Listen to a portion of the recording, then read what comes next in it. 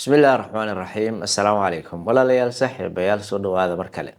maanta waxaan doonayaa inaan ka hadlo hadduu ilaahay idmo mowduuc muhiim ah mowduucaasna waxa weeyaan xirfadda isku kalsoonaanta kalsoonida uu qofka naftiisa ku qabo marna kor bay u kacdaa marna hoos bay aadaa goormay kor u kacdaa goormay hoos aadaa waa maxay isku kalsoonaan qofka inuu isku kalsoonaado maxaan oola jeednaa waxay dhahaan ama ay ku qeexaan inuu qofka isku kalsoon yahay waxaa la dhihi karaa waxaa weeyaan aaminaada uu aamino inuu hawl kasta qaban karo si kasta oo adag tahay si kasta oo caqabado u horyaalaan si kasta oo ay xaaladda ugu adag tahay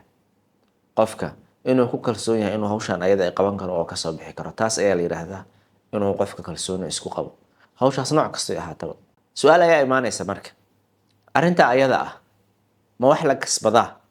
oo qofka uu kasban karo oo maaragtay heli karaa mise waa wax lagu dhasho oo hibo oo ilaahay uu bixiyo walaalayaal saaxiibayaal arrinta ayada waxa weeyaan wax la kasban karo wax dadaal iyo juhdi intuu qofka bixiyo oo uu la imaado oo kasban kara weeyaan waxaanan insha allahu tacaala aan doonayaa inaan muuqaalka kusoo bandhigo dhowr qodob oo kalsoonida qofka uu isku qabo markii uu shaqaynayo ama wax baranayo ama dadka hor hadlaya ama hawl kale qabanayaba kor u qaadi karo waxaanan ku bilaabaynaa oo kow ka ah ku celceliska qofka wax walba oo uu doonayo inuu kalsooni ku yeesho waa inuu marka hore ku celceliyo waqti badanna uu geliyo markii uu ku celceliyo oo waqti badan geliyo ayay kalsoonida imaanaysaa horey waxaa jiray janalkan buug aan ugu soo bandhigay oo la yidhaahdo outliers waxaa qoray nin qora ah oo la yidhaahdo Malcolm Gladwell waxa uuna leeyahay si aad khabiir ugu noqoto waxa aad doonayso in aad barato ama aad rabto inaad ku shaqaysato waxaad u baahan tahay wax ka badan 10,000 oo saacadood oo practice ku celcelin iyo tababar ah ninka asaga ah qoraaga ah waxa uu sida u leeyahay waxa weeyaan waxa uu diraaseeyay dad badan oo maaragtay intay majaalaadkoodii heer sare ka gaareen dad badan oo majaalaadkii ama dhinaca nolosha ugu jira heer sare ka gaaray ayuu diraaseeyay oo uu wareysiyo la yeeshay waxa ayna isku raaceen celcelis ahaan qofka inuu u baahan yahay 10,000 oo saacadood muuqaalka isaga ah waxa weeyaan janalka aad ka heli kartaa dhinacaana waa uu ka soo baxaya haddaad YouTube ka daawanayso muuqaalka marka xaggaas ka daawan karaysaa kuma sii dheeraanaya arrinta ayada anaga marka waxaan rabnaa inaan aragtay kalsooni aan helno kalsooni markaad rabto inaad hesho marka waxay leeyihiin waa inaad 1,000 ilaa 10,000 inta u dhaxayso tababar ama ku celcelis aad samayso waxa ayaga aad rabto inaad maaragtay aad kalsooni ku hesho waxa ayaga waxay noqon karaan inaad dadka ka hor hadasho waxa ay noqon karaan inaad engineer noqoto waxa ay noqon kartaa inaad dhakhtar isku kalsoon aad noqoto waxa ay noqon kartaa inaad noqoto caalim diinta looga dambeeyo dadka wacdin kara inaad noqoto marka hore waa inaad tababar iyo ku celcelis iyo practice badan iyo akhris badan aad samayso marka kadib ay kalsoonida imaanaysa waxaan kusoo gabagabeynayaa qodobkan asaga walaalayaal ha ogolaanin fashil iyo diidmada kaaga imaanaysa dadka kale ee dadaal oo ku celceli ilaa aad heer ka gaarayso aadna kalsoonida ku kasbanayso arrinta labaad ama qodobka labaad ee kalsoonida qofka kor u qaadi kara waxa la yiraahdaa waxa weeyaan inuu qofka iska ilaaliyo hadallada negative-ka ah ee uu isla hadla asaga qof kasta oo bini'aadan ah oo uu isla hadla haba la kala sareeye qaar baa kor isula hadlo qaar baa hoos isula hadlo qaar baa maxaa la yiraahdaa gudaha iskala hadlo intaba waxa weeyaan isla hadalkaasi laba nooc ayuu isugu jiraa mid taban oo nafta wax u dhimaya iyo mid togan oo nafta wax ku daray oo kaalmeenayo kan negative-ka amaba taban ee wax u dhimayo nafta waxa weeyaan inaad tiraahdo waxaan inta laguguma talagelin waxaan waa adag yihiin waxaan ma qaban kartid marka kaas inaad la dirirtaa la rabo oo aad iska ilaaliso sababtana waxa weeyaan dadka bini'aadanka ah ee kugu xeeran inta badan waxay u badan yihiin dadku niyad jabinayo haddii adiga marka aad isugu darta niyad jabin yaa ku dhiirigelin weeyaan marka dadkii waxa kaaga imaanaya inay kuleeyihiin waxaan ma awoodid waxaan ma qaban kartid adigiina naftii waxaad kusii adkaysa arrintii ayada ahayd markaas waxaad noqonaysaa col hortii jabay adoon waxa isku dayin inaad maxay isdhiibtay noqonaysaa marka taa iska ilaali maxaan ku bedelaynaa waxaan ku bedelaynaa inaan iskula hadalno hadal togan oo naftanada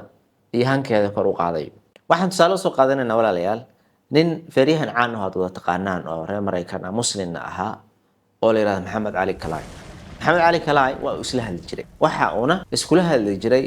oraha cajiib ah markuu tababaranayo oo aaladaha lagu tababarto oo la feertamayo kor buu isugu qaadi jiray hadalkan ayuu isku dhihi jiray sidoo kale markuu galo dagaalka oo uu feerka ku jiro meeshii lagu feertamayeyna sidoo kale hadalkan kor ayuu u qaadi jiro xataa ninka kasoo horjeeda ee maaragtay la tartamaya ayuu maqashiin jiray. hadalkana waxa uu ahaa I am the greatest, aniga ugu weyn. yani feeryahanada dhan anaa ugu weyn buu dhihi jira, taariikhda oo dhan anaa ugu weyn. hadalkaasaytuu naftiisa ku celcelin jira. waxay dhahaan marka hore uu yaraa ma ahay nin awood badan oo jir weyn oo maaragtay, wuxuu iska ahaa qof caadi oo iska normal ah, laakiin tababar, dadaal iyo naftiisa oo maaragtay si togan oo la hadlayay oo positive ah ayaa waxay ku timid inuu noqdo mid ka mid ah feeryahanadii ugu caansanaa ee dunida soo maray. meeshan marka waxaan ka baranaynaa ninkan isaga tusaalihiisa inaan markii aan keligeen nahay aan isla hadalno hadal wanaagsan,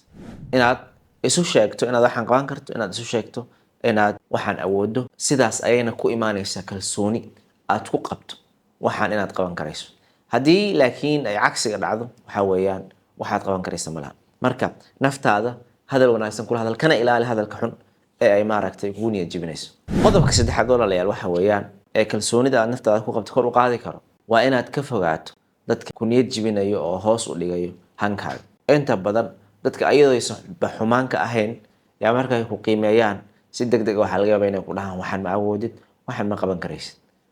dadka ayaga ah ha ka war helaan guushaada. horeyna muuqaalo kale waa noogu sheegaan jeclahay. adiga hoos ka shaqayso, hoos adiga isku dhiirigeli, hoos dadaal bixi, hoos juhdi bixi,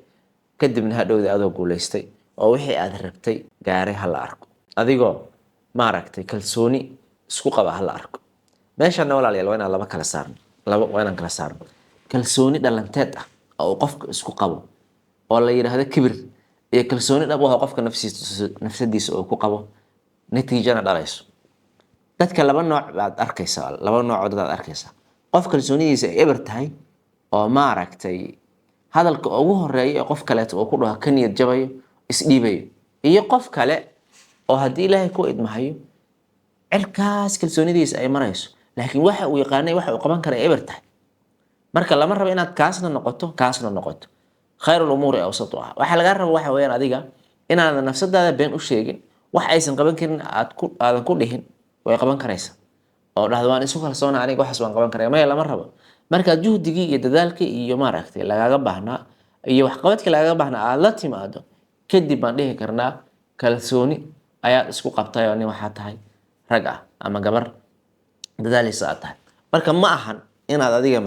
la imaado kalsooni oo kibir ku jiro oo adan waxba haynin aad dadka la soo hor istaagto hadalla qayaxan oo maaragtay ayaga aad maaragtay ay kugu qoslayaan markay kaa tagaan, laakiin mar kale ay ku leeyihiin maasha Allah ragaa tahay. taas looma baahno. ugu dambeyntii walaalayaal intaan muuqaalka ka bixin, waxaa jirto inay xilliyada qaar ku soo wajahayaan mawjado niyad jab ah. saad u joogta waxaa laga yaabaa adoo cirkaas marayo oo maaragtay meel sare marayo in hal mar ay kugu soo degto niyad jab iyo inaadan waxba qaban karin. xilliyada ayada ah markaaseed oo la falgalaysaa oo isaga ilaalinaysaa niyad jabka isaga ah. xilli kasta oo nolosha qofka u gaariyo marxalad kasta oo gaaran arrintaas way jirtaa. waxaa laga yaabaa adoo ganacsado oo maaragtay lacagtaada iyo maaragtay hantidaada ay meel sare gaartay inay wax yar oo mushkilada kusoo wajahdo aad hanka niyad jab weyn uu kusoo wajaho. sidoo kale waxaa laga yaabaa adoo la yaro oo maaragtay wax baranayo oo yani waxbarashadii si fiican ugu dadaalayo inay xilliyada qaar kusoo wajahaan niyad jab aad ballaaran, iyo sababtoo ah maadooyin kamid ayaa maaragtay darajo hoose aad keento. xilliyada ayaga walaalayaal si aad uga gaashaaman karto kalsooni aad u heli karto waxa weeyaan oo ay leeyihiin dadka waxyaabahan daraaseeyo waa in aad dib u xasuusato waxyaabihii wanaagsanaa ee aad horey u samaysay, inaad qorto oo aad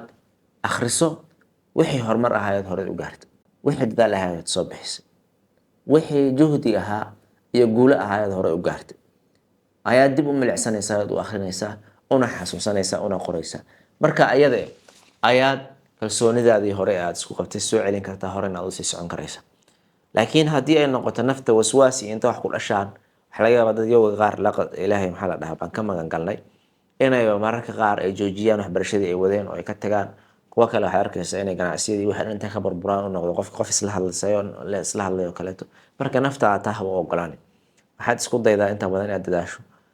markii niyad jab uu kusoo wajahana aad dib u milicsatood u qorto waxa alla wixii guuleeyaad horey u gaartay. taa ayaa dhiirigelin ku noqonaysa, taa ayaadna kusoo ceshan karaysaa kalsoonidii kaa tagtay. muuqaalkan walaalayaal intaas ku egyahay wixii talo iyo sixitaan iyo idinkan aad ku dari lahaydeen oo aad maaragtay kalsoonidiina kor ugu qaadaan hoos noogu reeba oo cabduuli khaliifa oo idin leetan intaa muuqaalka la kulmayna. Assalaamu calaykum.